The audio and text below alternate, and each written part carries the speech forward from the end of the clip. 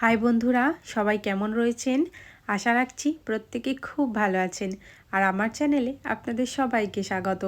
আজ চলে এসেছি চিকেনের ভিন্ন স্বাদের একটি রেসিপি নিয়ে। চিকেনের গতানুগতিক রেসিপি তো আমরা প্রত্যেকেই বানিয়ে থাকি বা খেয়ে থাকি। আর এই গতানুগতিক রেসিপি খেয়ে কি মুখে কড়া পড়ে গেছে? তাহলে চলুন নতুন কিছু ট্রাই করা যাক। আমি নিয়ে এসেছি একদম ভিন্ন স্বাদের একটি রেসিপি, ধনিয়া চিকেন বা ধনেপাতা চিকেন। এই শীতের মরশুমে তো প্রচুর পরিমাণ ধনেপাতা পাওয়া যায়, তাই ভাবলাম মুখে স্বাদ বদলাতে নতুন কিছু ট্রাই করা যেতেই পারে।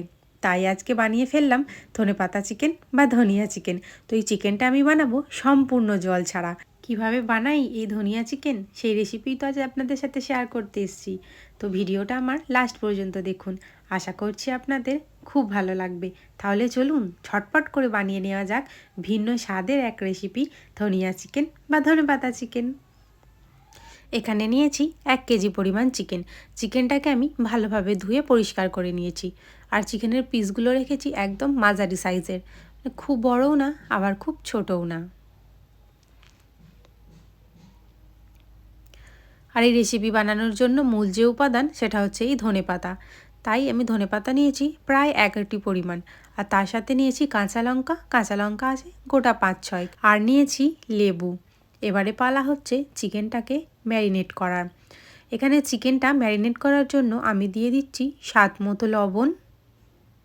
লবণটাকে আপনারা কিন্তু একটু বুঝে দেবেন, কারণ এই চিকেনটা যেহেতু একদম জল ছাড়াই বানাবো বা এর কোনো ঝোল থাকবে না, লবণটা বুঝে না দিলে কিন্তু এই চিকেনের মধ্যে নুন বেশি হয়ে যাবে। তো তারপরে এখানে দিয়েছি সামান্য হলুদ গুঁড়ো। হলুদ গুঁড়ো সামান্য দিতে হবে, না হলে কিন্তু চিকেনের কালারটাই চেঞ্জ হয়ে যাবে। আর দিয়ে দিচ্ছি লেবুর রস, আর দেব 1 চামচ মতো গোলমরিচের গুঁড়ো, এবং সমস্ত উপাদান ভালোভাবে মেখে নেব।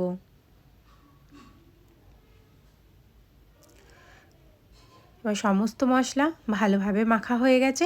এরপর চিকেনটাকে ছেড়ে দেব আধ ঘন্টার জন্য। এইবার কেটে নেব পেঁয়াজ। পেঁয়াজগুলোকে আমি কিউব আকারে একদম কুচি কুচি করে কেটে নেব।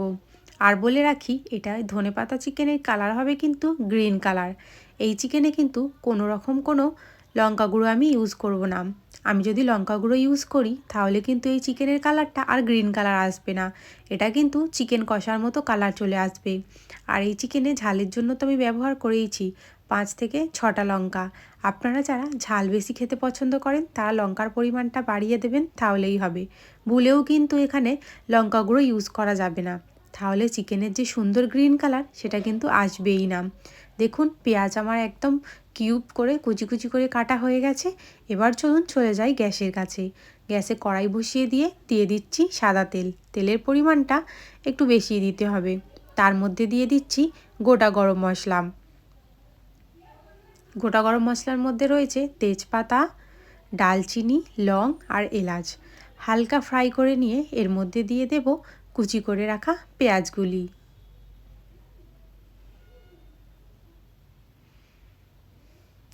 সমস্ত পেঁয়াজ তেলের মধ্যে দিয়ে পেঁয়াজগুলোকে ফ্রাই করে নেব।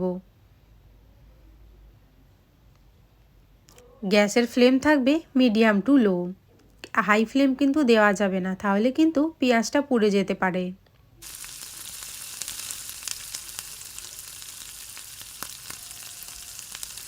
এবারে পেঁয়াজের মধ্যে যখন দেখব ব্রাউন কালার চলে এসছে, তখন পেঁয়াজের মধ্যে অ্যাড করব পেস্ট করে রাখা টমেটো।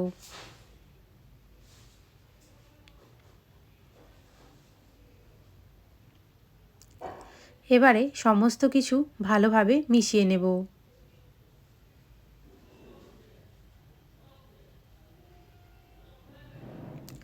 সমস্ত উপাদান ভালোভাবে মেশানো হয়ে গেছে।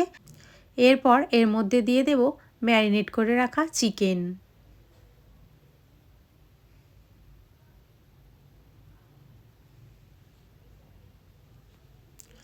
চিকেনটা দিয়ে দিয়েছি। এবার ভালোভাবে সমস্ত কিছু মিশিয়ে নেব এবং হালকা আঁচে চিকেনটাকে আস্তে আস্তে কষিয়ে নেব। যেহেতু চিকেনটা আমি জল ছাড়াই রাঁধবো, সেই জন্য আমি গ্যাসের ফ্লেম কিন্তু একদম লো রেখেছি, নাহলে কিন্তু চিকেনের যে নিজস্ব একটা জল থাকে সেটা কিন্তু শুকিয়ে যাবে। এবং এটা আমি চাপা দিয়ে দিয়ে হালকা হালকাভাবে কষিয়ে নেব। এটা প্রায় হাফ কষানো হয়ে গেছে। আর দেখুন চিকেনের মধ্যে আমি লেবু অ্যাড করেছিলাম বলে চিকেনগুলো কিন্তু কষার সময় ছেড়ে যায়নি। এই কারণেই লেবু অ্যাড করা। লেবু অ্যাড করলে কি হয়, চিকেনগুলো হাড়ের স্বাদ থেকে ছেড়ে যায় না, বা চিকেনের থেকে যে একটা বাজে গন্ধ বেরোয় সেটা কিন্তু আর হয় না। দেখুন এই পর্যায়ে এবার অ্যাড করে দিচ্ছি 1 চামচ রসুন বাটা আর 1 চামচ আদা বাটা, এবং আদা রসুন ভালোভাবে চিকেনের সাথে মিশিয়ে আরও খানিকক্ষণ কষিয়ে নেব।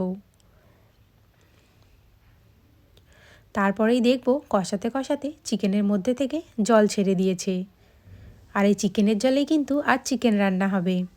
এই পর্যায়ে এর মধ্যে দিয়ে দেব ধনিয়ার গুঁড়ো, আর দিয়ে দেব জিরে গুঁড়ো।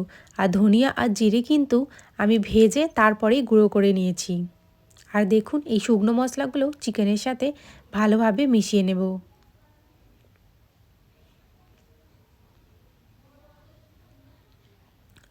এদিকে চিকেন কষাতে থাক, ওদিকে চলুন বেটে নিই ধনেপাতা। আমি যে 11টি পরিমাণ ধনেপাতা নিয়েছিলাম সেই ধনেপাতাটাকেই কুচি করে নেব, নিয়ে এর একটা সুন্দর পেস্ট বানিয়ে নেব। আর পেস্ট বানাবো বলতে তো আর শিলপাটাতে না, এখন তো ডিজিটাল যুগ, এখন সবাই কিন্তু সব কিছু পেস্ট মিক্সিতেই করে, কিন্তু শিলপাটায় পেস্ট করার যে টেস্ট সেটা কিন্তু মিক্সিতে আসে না।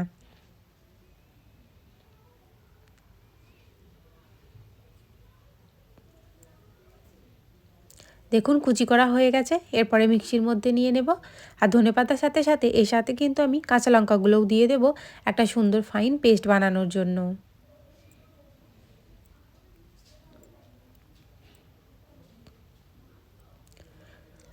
আর সামান্য জল দিচ্ছি, না হলে কিন্তু পেস্টটা একদম সুন্দর হবে না, সামান্য গোটা গোটা রয়ে যায়। তাহলে চলুন এদিকে পেস্ট হোক, ওদিকে দেখি চিকেনের কি অবস্থা। দেখুন চিকেন থেকে একদম জল ছেড়ে দিয়েছে, আমি এক ফোঁটাও কিন্তু জল চিকেনে অ্যাড করিনি। তার মধ্যেও দেখুন কত জল বেরিয়েছে চিকেন থেকে। আর একটু ভালোভাবে এটাকে কষিয়ে নেব। চিকেনের স্বাদ কিন্তু সম্পূর্ণ কষানোর উপর নির্ভর করে। চিকেন যত সুন্দর কষানো হবে চিকেনের টেস্ট কিন্তু তত সুন্দর হয়।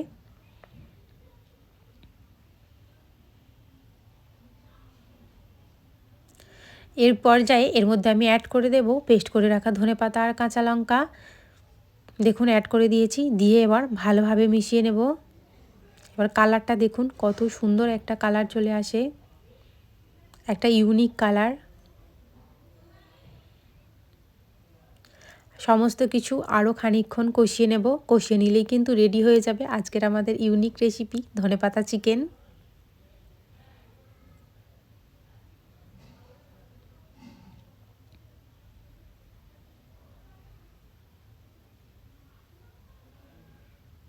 দেখুন বন্ধুরা, ফাইনালি রেডি আমাদের ধনিয়া চিকেন বা ধনেপাতা চিকেন। লাস্ট পর্যায়ে এর মধ্যে অ্যাড করব সামান্য পরিমাণ গরম মশলার গুঁড়ো। গরম মশলার গুঁড়ো কিন্তু বেশি দেওয়া যাবে না, তাহলে ধনেপাতার যে একটা ফ্লেভার সেটাই কিন্তু নষ্ট হয়ে যাবে। এই রেসিপিটা কিন্তু আপনারা বিভিন্ন রকম পদের সাথে ট্রাই করতে পারেন, যেমন ভাত, রুটি, পরোটা, ফ্রায়েড রাইস, পোলাও, যে কোনো আইটেমের সাথেই কিন্তু এই ধনিয়া চিকেন একদম জমে যাবে। তাহলে বন্ধুরা আপনারা কিন্তু বাড়িতে অবশ্যই ট্রাই করবেন, আর আমাকে কিন্তু জানাতে ভুলবেন না যে কেমন টেস্ট হলো। আর রেসিপিটা যদি আপনাদের ভালো লেগে থাকে, আর যদি মনে হয় সত্যিই ভিন্ন স্বাদের কোনো একটা রেসিপি শিখলেন, তাহলে অবশ্যই আমার ভিডিওতে একটা লাইক করে দেবেন, এবং আমার চ্যানেলটিকে এগিয়ে যেতে একটা সাবস্ক্রাইব করে দেবেন। তো বন্ধুরা আজ এখানেই শেষ করছি, ভালো থাকবেন সবাই।